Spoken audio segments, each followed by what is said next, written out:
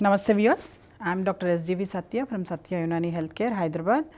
మన customer care number వచ్చేసి 8074868274. ఈ నెంబర్కి మీకు యునాని వైద్యంలో ఎటువంటి సలహాలు సంప్రదింపులు కావాలన్నా మీరు దానిలో వాట్సాప్ కానీ వాట్సాప్ మెసేజ్ కానీ లేదంటే కనుక ఫోన్ కానీ చేయొచ్చు. ఏంటంటే సిమ్టమటాలజీలో తెలుసుకుంటే కనుక యూజువల్గా మిగతా వాటితో పోల్చుకుంటే కనుక లివర్ డిసీజెస్లో చాలా లేట్గా సిమ్టమ్స్ అనేవి బయటపడుతూ ఉంటాయి.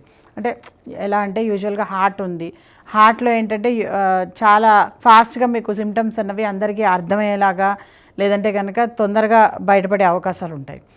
అలాగే ఊపిరితిత్తుల్లో ఏదైనా సమస్య ఉన్నా సరే, బ్రీతింగ్కి సంబంధించినవి ప్రాబ్లమ్స్ రావడం వెంటనే ఊపిరితిత్తుల్లో ఉంది అన్నట్టుగా మనకి ఈజీగా మనం వాటి గురించి కొంత అవగాహన వచ్చే అవకాశము ఈవెన్ డాక్టర్స్కి ఉంటుంది. అండ్ డాక్టర్స్ నుంచి తెలుసుకొని కొంత అవగాహన ఈవెన్ పేషెంట్స్ కూడా తెచ్చుకునే అవకాశం ఉంటుంది. కానీ లివర్ దగ్గరకు వచ్చేప్పటికి ఏంటంటే ఈ అవగాహన అన్నది మనము జనరల్ పబ్లిక్లో అవేర్నెస్ క్రియేట్ చేసేంతగా ఉండే అవకాశం కానీ ఉండే ఛాన్సెస్ కూడా చాలా తక్కువగా ఉంటాయన్నమాట. సో దీనికి ఏంటంటే ముఖ్యంగా pain and tenderness over the liver, అంటే లివర్ పైన ఏదైతే నొప్పి రావడం కానీ లివర్ ఉండే ప్లేస్లో, అంటే యూజువల్గా మన లివర్ ఏదైతే బాడీలో రైట్ సైడ్లో ఎక్కువగా మనకి largest part of the liver అంతా కూడాను రైట్ సైడ్లో ఉంటుంది. సో అందుకని రైట్ సైడ్లో ఎక్కువగా పెయిన్ వచ్చే అవకాశాలు ఎక్కువగా ఉంటాయన్నమాట. సో రైట్ సైడ్లో పెయిన్ వచ్చినంత మాత్రాన లివర్ డిసీజే ఉంది, లివర్కే ప్రాబ్లం అనడానికి కూడా లేదు. ఎందుకంటే రైట్ సైడ్లో మీకు రైట్ లంగ్లో కూడా ఇబ్బంది ఉండొచ్చు, లేదంటే కనుక అబ్డమెన్లో ఏమైనా ఇబ్బంది ఉండొచ్చు, లేదంటే లోపల పెరిటోనియంలో ఏమైనా ప్రాబ్లం ఉండొచ్చు, లేదా ఇతరత్ర ఆర్గన్స్ వల్ల కూడా రైట్ కిడ్నీస్, తర్వాత రైట్ లంగ్, వేరే ఇతరత్ర రైట్ సైడ్ మజిల్స్లో ఏమైనా ప్రాబ్లం ఉన్నా కూడా పెయిన్ రావచ్చు. సో ఆ డిఫరెన్సియేషన్ అన్నది, ఆ డిఫరెన్షియల్ డయాగ్నోసిస్ అన్నది కేవలం డాక్టర్స్ మాత్రమే చేయగలరు. కాబట్టి ఎప్పుడైనా సరే మీకు ఎక్కడైనా పెయిన్ వస్తోంది అంటేనే చాలు, మీ బాడీ మీకు ఒక ఇండికేషన్ ఇస్తుంది అనమాట. సో ఇక్కడ ఏదో ప్రాబ్లం ఉంది, కమాన్ గో అండ్ సర్చ్ అని.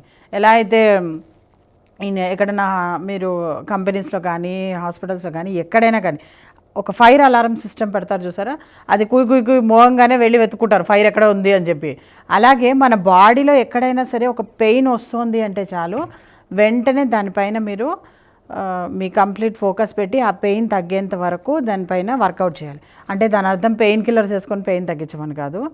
పెయిన్ కిల్లర్స్ వేసుకొని పెయిన్ తగ్గించడం అంటే దాని మీనింగ్ ఎలా ఉంటుంది అంటే, ఇప్పుడు ఫర్ సపోజ్ ఇప్పుడు లివర్లో పెయిన్ వస్తుంది అనుకోండి, పెయిన్ వస్తూ ఉంటే కనుక లివర్ నుంచి బ్రెయిన్కి ఒక ఇంపల్స్ వెళ్తూ ఉంటుంది అనమాట. ఇక్కడ సమ్ ప్రాబ్లం ఉంది, కమాన్ దాన్ని చూసుకోండి అని చెప్పే ఆ ఇంపల్స్ ఏదైతే ఉందో దానివల్ల పెయిన్ అని మీకు తెలుస్తుంది.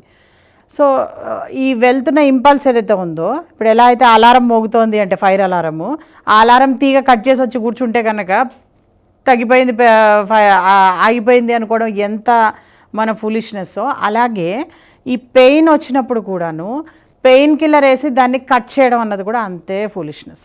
సో ఏంటంటే ఆర్గన్ నుంచి బ్రెయిన్కి ఏదైతే మీకు ఇంపల్స్ వెళ్తుందో ఇక్కడ ప్రాబ్లం ఉంది అని చెప్పే ఓ పద్ధతి, ఒక ప్రక్రియ ఏదైతే ఉందో దాని ఇంపల్స్ని మీరు కట్ చేసి వచ్చి కూర్చుంటున్నట్లు లెక్క అనమాట.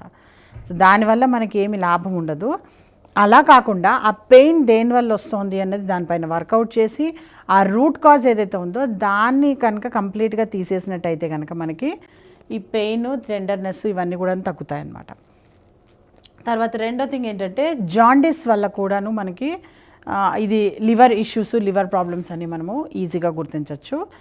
అండ్ ఈ జాండీస్లో ముఖ్యంగా ఏంటంటే అబ్స్ట్రక్టివ్ జాండీస్ ఏదైతే ఉంటుందో, అంటే లివర్లో ఒక అబ్స్ట్రక్షన్ వల్ల ఏదైతే జాండీస్ వస్తుందో దాని గురించి మనం తెలుసుకోవాలి అంటే కనుక ముఖ్యంగా ఏంటంటే 4 పార్ట్స్గా మనం దాన్ని 4 వేస్గా దాన్ని మనం అర్థం చేసుకోవచ్చు అన్నట్టు.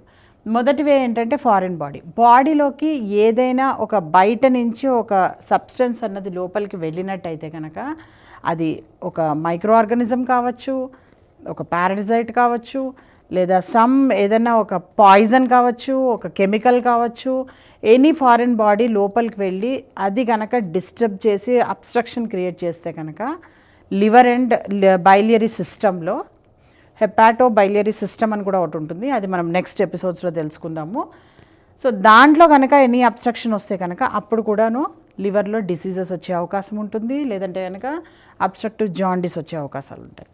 రెండో వేస్ ఏంటంటే ఇన్ఫ్లమేషన్, అంటే ఎక్కడన్నా ఒక దగ్గర ఒక పుండు పడడము, లేదంటే కనుక అక్కడన్నా ఏదైనా ఈ ఫారిన్ బాడీ అక్కడ డ్యామేజ్ చేసి వెళ్ళిపోయిన తర్వాత కూడాను ఇంకా కంటిన్యూయేషన్ అక్కడ ఒక పుండు కానీ లేదంటే ఏదైనా ఇంజురీ కానీ ఏదైనా క్రియేట్ అయితే కనుక దానివల్ల కూడా అబ్స్ట్రక్షన్ వచ్చే అవకాశాలు ఉంటాయి, దానివల్ల కూడా జాండీస్ వచ్చే అవకాశాలు ఉంటాయి.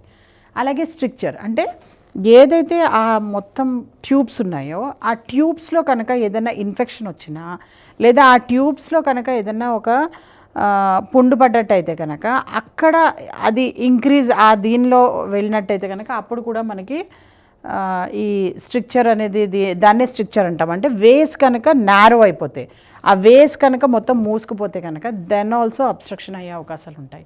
అలాగే ట్యూమర్స్, సో ఇలా ట్యూమర్స్ ఏవైతే ఉన్నాయో అది డక్ట్యూల్స్ లోపల కావచ్చు, డక్ట్యూల్స్ బయట కావచ్చు, లేదా ఎనీ ఆర్గన్లో ఉండొచ్చు. ఇలా వీటిల్లో డిఫరెంట్ పార్ట్స్లో ఉన్న ఈ ట్యూమర్స్ ఏవైనా కానీ వచ్చి లివర్ మీద, లివర్ యొక్క బైలియరీ సిస్టమ్ మీద కూడా అది ఒక దానిపైన ప్రెషర్ పెట్టే అవకాశాలు ఉంటాయన్నమాట. ఇలా జరిగినప్పుడు కూడా మనకి అబ్స్ట్రక్టివ్ జాండీస్ వచ్చే అవకాశాలు ఎక్కువగా ఉంటాయి.